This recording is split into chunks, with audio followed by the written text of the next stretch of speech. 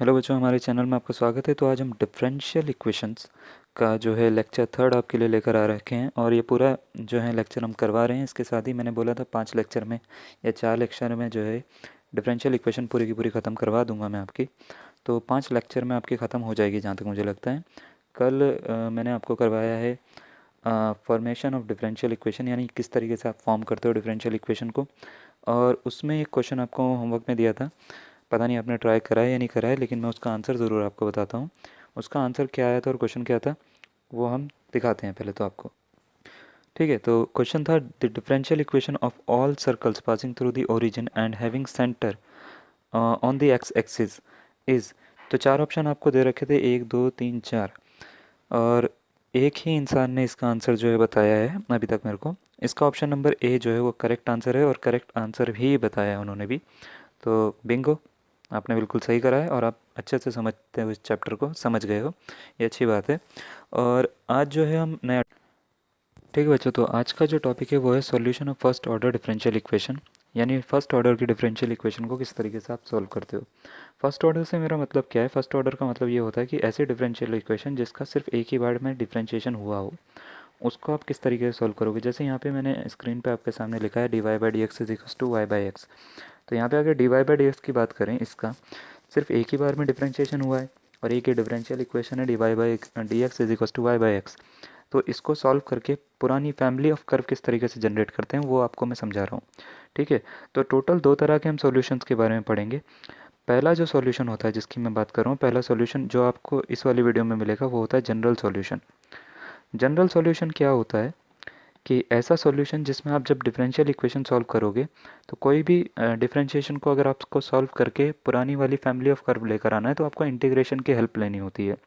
यानी आपको इंटीग्रेशन, ये वीडियो देखने से पहले आपको इंटीग्रेशन को थोड़ा बहुत पढ़ना पड़ेगा। ठीक है ना। तो क्या होगा कि आपको अगर इंटीग्रेशन आता है तो आपके लिए बहुत आसान है ये। तो आपको ये पता है, जैसे मैंने अगर मान लेते हैं इंटीग्रेशन करा एक्स का, तो क्या हो जाता है एक्स स्क्वायर अपॉन 2 प्लस सी आता है। तो ये जो सी आता है ना, इसको हम कहते हैं इंटीग्रेशन कांस्टेंट। अगर इस सी की मैं वैल्यू सब्सटीट्यूट ना करूं, यानी सी में ही यहीं पे आंसर छोड़ दूं, तो ये जो सॉल्यूशन है ये जनरल सॉल्यूशन है इस समय। ठीक है। अगर मैं सी की जगह पे कोई नंबर रख देता हूँ, जैसे 1 2 3 4 5 6, तो वो एक पर्टिकुलर नंबर की हम बात कर रहे हैं, तो वो पर्टिकुलर सॉल्यूशन होता है। इसका मतलब ये सी जो है वो पूरी फैमिली ऑफ कर्व को डिनोट करता है, और जो नंबर है वो सिर्फ एक पर्टिकुलर प्लेस को डिनोट करता है, यानी पर्टिकुलर पॉइंट को डिनोट करता है कि उस समय पर उस कर्व का बिहेवियर किस तरीके से होगा। तो समझ में आना चाहिए आपको कि ये जो सी है ये हम जनरल सॉल्यूशन में यूज़ करते हैं। पर्टिकुलर सॉल्यूशन में कर्व के बिहेवियर को उस पॉइंट पे डिनोट किया जाता है, जैसे एक्स और वाई की जो जो वैल्यू दी जाएंगी उस पॉइंट पे डिनोट करा जाता है, जिस पे उसका बिहेवियर हमारे को चेक करना होता है। तो उसमें नंबर्स की फॉर्म्स में आता है, सी कांस्टेंट नहीं आता। ठीक है। तो अभी बात कर रहे हैं हम जनरल सॉल्यूशन की किस तरीके से निकालते हैं। तो इसके कुछ स्टेप्स होते हैं। पहला स्टेप की अगर हम बात करें, फर्स्ट स्टेप क्या होता है कि आपको एक्स और वाई वाले, जैसे एक्स दिख रहा है, एक्स और ये भी एक्स है, ये दोनों को एक साथ में लिखना है। ठीक है। वाई वाले हैं तो ये वाई वाला इस डी वाई वाले के साथ में लिखना है। और साथ में लिखने के बाद में आपको स्टेप 2 पे जाना है। स्टेप 2 क्या होता है? स्टेप 2 जो होता है वो होता है दोनों तरफ का आप इंटीग्रेशन कर दो। ठीक है। इंटीग्रेशन करोगे दोनों तरफ का, तो क्या होगा कि इंटीग्रेशन करते ही वो जो है वो कन्वर्ट हो जाएगा आपका इस तरह की इक्वेशन में, और ये आपका आंसर फाइनल आ जाएगा। ठीक है। तो स्टेप 1 क्या है? वेरिएबल को सेपरेट करो। सेपरेट करने का मतलब ये है एक्स वाले एक साथ में और वाई वाले एक साथ में लिखो।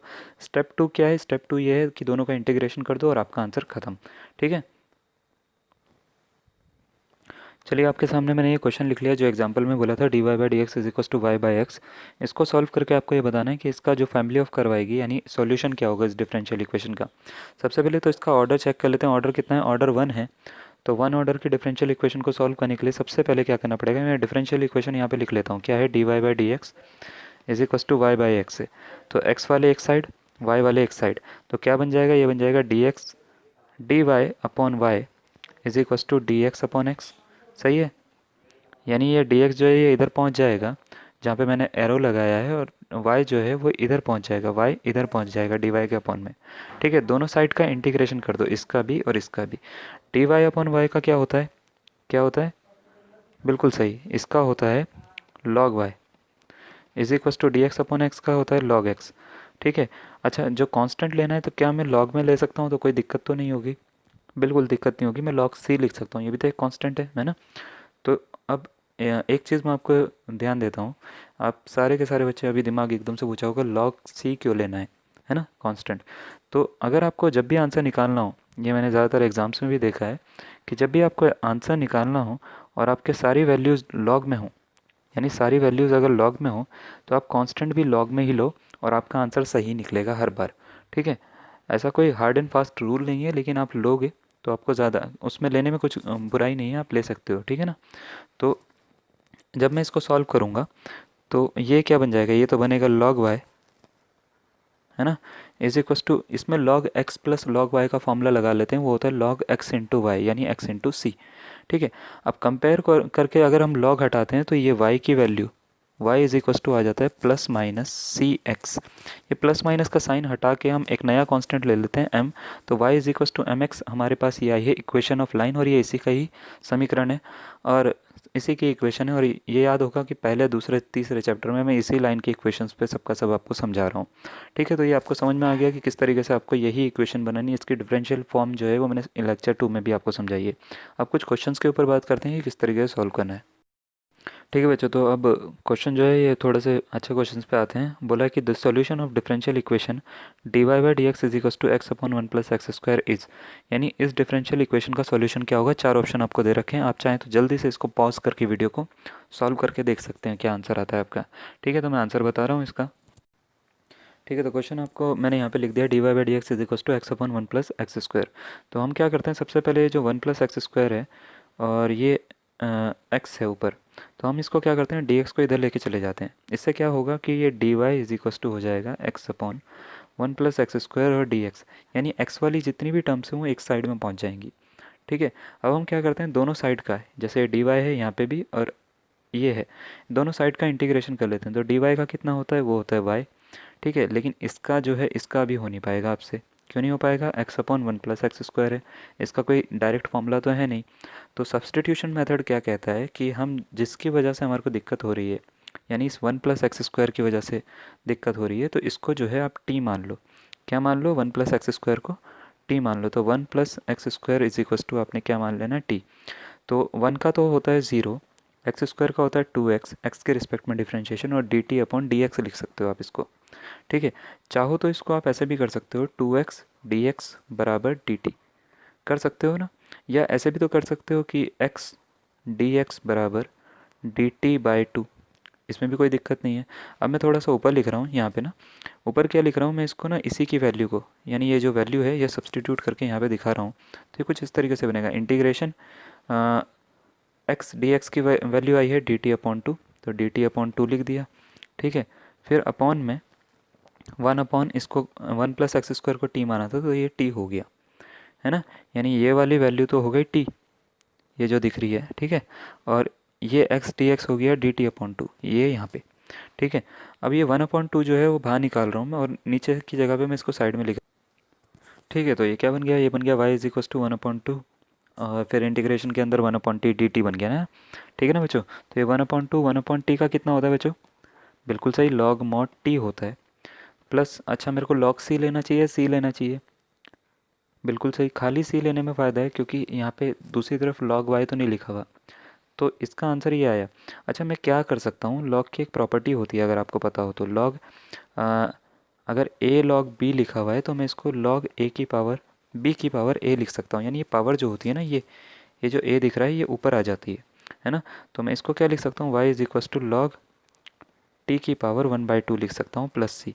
अच्छा, टी की वैल्यू डाल देते हैं, तो लॉग टी की वैल्यू क्या थी, वन प्लस एक्स स्क्वायर, तो under root one plus x square plus C. तो कौन सा ऑप्शन सही हो रहा है इसका, तो देख लो इसका जो है ऑप्शन नंबर सी जो आ रहा है वो करेक्ट आ रहा है ना, ये वाला। तो अगर आपने भी यही निकाला है तो बहुत अच्छी बात है, आपको ये बहुत अच्छे से समझ में आ गया। चलिए नेक्स्ट क्वेश्चन की ओर आते हैं, ये मैंने अपने स्वयं के हाथों से लिखा है, ठीक है ना। देखिए आपको दिख भी रहा होगा, बुरी हैंड राइटिंग ये। क्वेश्चन आपको दे रखा है sec square x tan Y D x plus sec square Y tan y tan x D Y is equals to zero. इसका जो है कौन सा वाला ऑप्शन सही होगा, जब इसको सॉल्व करके डिफरेंशियल इक्वेशन को सॉल्व करके आंसर कौन सा वाला आएगा, ये वाला आएगा, ये वाला आएगा, ये आएगा या ये वाला आएगा। चार ऑप्शन आपको दे रखे हैं, ठीक है। आप कोई सा भी आंसर बता सकते हो जो आपको लगता है सही होगा, ठीक है। तो आप वीडियो पॉज करके इसको सॉल्व कर सकते हो, मैं आंसर बताता हूँ इसका, ठीक है। तो क्वेश्चन पे आ जाते हैं। क्वेश्चन ये बोल रखा है कि sec square x tan Y D x is equal plus, अरे प्लस, ठीक है, sec square Y tan x D Y is equal to zero दे रखा है आपको, है ना। अब इसको सॉल्व करने के लिए क्या करते हैं, सबसे पहले एक्स और वाई वाले एक तरफ कर लेते हैं। एक तरफ करने का मतलब है अलग अलग कर लेते हैं। तो हम क्या कर रहे हैं, इसको सॉल्व करने के लिए sec square Y tan x D Y is equal to, मैं लिख रहा हूँ minus sec square x tan Y D x, ठीक है। क्या करा है कि ये जो है ना, इसको उठा के इधर लेके चला गया हूँ मैं, इस इक्वल ज़ीरो के इस तरफ। जब ये लेकर गया हूँ इस तरफ तो क्या हो जाएगा, अब ये तो इतना हो गया। अब क्या करता हूँ कि वाई वाला इधर लेके चले जाता हूँ, और ये जो x वाला टेन एक्स है इसको इधर लेके चले जाता हूँ, ताकि x वाले एक तरफ हो जाए, y वाले एक तरफ हो जाए। अच्छा, ये टेन वाई डिवाइड में है, मल्टीप्लाई में, इधर आके क्या हो जाएगा, डिवाइड में। इसी तरीके से टेन एक्स भी जो है वो डिवाइड में चले जाएगा। तो ये क्या बनेगा, ये बनेगा sec square y upon tan y, है ना। D Y is equals to हो जाएगा minus sec square x upon tan x d x, ये बन जाएगा। दोनों साइड का जो है आप इंटीग्रेशन कर लो, इस साइड का भी इस साइड का भी। इंटीग्रेशन करने का तरीका ये होता है कि ये जो है ना, ये वाला जो दिख रहा है पूरा का पूरा फंक्शन, इसको आई वन मान लो, इस वाले को ना आई टू मान लो, ठीक है। तो मैं आई वन का आपको करके दिखा रहा हूँ, आई टू का आप खुद ही कर लोगे। आई वन जो है वो क्या है कि वो है integration sec square y upon tan y, है ना, डी वाई, ठीक है। अब क्या हो रहा है कि ये ऐसा डायरेक्ट सॉल्व नहीं हो रहा, है ना, सॉल्व नहीं हो रहा। तो हम क्या करते हैं, ये जो टेन वाई दिख रहा है ना, इसको टी मान लो। टी मानने से क्या होगा, ठीक है, तो मैं दिखाता हूँ टी मानने से क्या होगा। आप क्या करो, इसको यहाँ पे लिखो let tan Y is equals to t. तो टेन वाई का डिफ्रेंशिएशन क्या होता है, ये होता है सेक स्क्वायर वाई, और डी टी का होता है, टी का होता है d t upon d y. अच्छा, इस वाई को ना डी वाई को इधर ट्रांसफ़र कर दो, तो sec square y d y बराबर हो जाता है डी टी के। इतना क्लियर है। तो आई वन की वैल्यू क्या आ जाती है, आई वन की वैल्यू आ जाती है integration sec square y d y, तो हो गया डी टी, ठीक है। फिर अपॉन में देख लेते हैं, अपॉन में टेन वाई था तो अपॉन में टी आ गया, तो डी टी अपॉन टी हो गया। तो इसकी जो वैल्यू होती है ये होती है लॉग मॉड टी, है ना, लॉग मॉड टी होती है।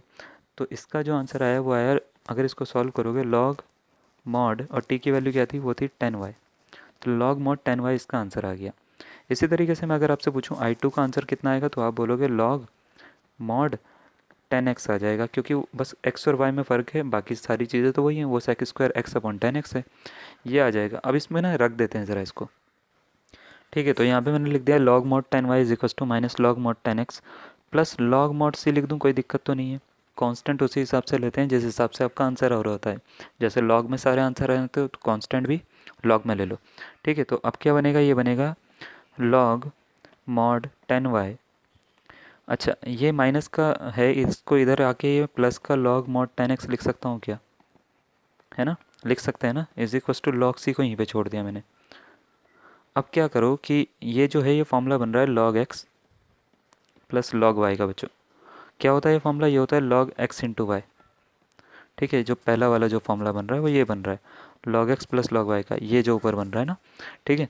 तो हम इसको क्या लिख सकते हैं, लॉग मॉड के अंदर tan x into tan y लिख सकते हैं, tan x into tan y लिख सकते हैं, कोई दिक्कत तो नहीं होगी। Is equals to log mod c, है ना। अब क्या करेंगे, लॉग से लॉग हटा दो, कंपेयर करके हटाना है, काटना नहीं होता, ठीक है ना। Tan x into tan y बराबर कितना हो जाएगा, सी के, कौन सा ऑप्शन सही आ रहा है आपका। तो देखिए बच्चों, ये वाला ऑप्शन नंबर सी जो है वो इसका करेक्ट आंसर आ रहा है, tan x into tan Y is equals to C. तो अगर आपने भी यही निकाला तो सही है आपका आंसर।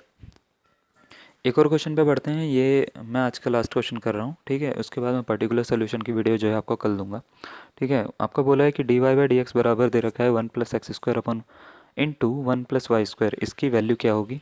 चार ऑप्शन आपको दे रखे हैं, tan inverse y is equals to x cube plus x plus c, tan inverse x plus c is equals to tan inverse y, और तीसरा ऑप्शन दे रखा है log one plus x upon one plus y is equal plus c is equals to zero, और चौथा option ये वाला है, ठीक है। तो आपको क्या लगता है कि कौन सा वाला सही होना चाहिए, आप खुद भी करके देख सकते हो इसको, वैसे बड़ा आसान है, कुछ नहीं करना। इस वाई वाले को सबसे पहले ना क्या करोगे, ये वाले वाई जो है इसको इधर पहुँचाओ, और ये डी एक्स को इधर पहुँचाओ, फिर आप आंसर सोचो उसके बारे में कि क्या आ रहा है। ठीक है, तो मैं बताता हूँ आपको करने का तरीका। ठीक है, तो क्वेश्चन तो आपको ये दे रखा है, d y by d x is equal to c, sorry 1 + x² into 1 + y²। तो क्या करते हैं, सबसे पहले तो अलग अलग कर लेते हैं। डी वाई अपॉन 1 + y² बराबर क्या हो जाएगा, 1 + x² और डी एक्स, यानी इस डी एक्स को इधर लेके चले गए, इस 1 + y को इधर लेके चले गए, तो ये डिवाइड में आ गया है ना। तो अब क्या करते हैं, दोनों साइड का ना इंटीग्रेशन कर देते हैं, यानी यहाँ का भी इंटीग्रेशन और यहाँ का भी इंटीग्रेशन। तो ये क्या होता है, एक फॉर्मूला मैं बताता हूँ आपको। इंटीग्रेशन जो होता है 1/(1 + x²) डी एक्स का जो होता है वो होता है tan−1x। ठीक है, क्या होता है, tan−1x। और ये वाला जो फंक्शन दिख रहा है ना मेरे को, ये उसी के जैसा दिख रहा है, बस x की जगह पे क्या लिखा हुआ है, y लिखा हुआ है बच्चों। तो मैं इसको क्या लिख सकता हूँ, tan−1y लिख सकता हूँ क्या, कोई दिक्कत तो नहीं होगी, नहीं होगी ना। अब यहाँ पे आपको देखना है, यहाँ पे जो दूसरे वाले में 1 लिखा हुआ है और x² लिखा हुआ है। 1 का जो इंटीग्रेशन होता है ना बच्चों, वो होता है x। ठीक है, प्लस x² का जो होता है एक पावर बढ़ा के, यानी एक पावर कितनी बढ़ाओगे, x³ अपॉन क्यूब और प्लस c। तो कौन सा ऑप्शन नंबर सही आ रहा है, ऑप्शन नंबर, अगर हम इसकी बात करें 1 जो है वो इसका करेक्ट आंसर है। अगर आपका भी वही आ रहा है तो बहुत ही इजी क्वेश्चन था ये। ठीक है, आपने भी कर दिया होगा इसको फटाक से। तो नहीं करा तो कोई बात नहीं, थोड़ा सा प्रैक्टिस लगती है, हो जाता है। ठीक है ना। तो इस तरह का एक एग्जाम्पल क्वेश्चन जो है मैं आपको दे रहा हूँ घर पे करने के लिए, आप उसको करिए और आंसर बताइएगा मेरे को क्या आ रहा है। ठीक है बच्चों, तो आपके लिए एक क्वेश्चन लिख दिया है मैंने। ये लाल बिल्कुल खून जैसे कलर से क्वेश्चन है, d y by d x plus y is equal to 0 है, और आपको 4 ऑप्शन दे रखे हैं ये। Option 1, option 2, option 3, option 4। ठीक है, तो चारों में से जो आपको सही लगता है वो आप उसको जो है मार्क करिएगा और बताइएगा कि कौन सा आपका आंसर निकला है। ठीक है ना, 2 निकला है, 1 निकला है, 3 निकला है या 4 निकला है, ये आप बता सकते हैं। ठीक है, तो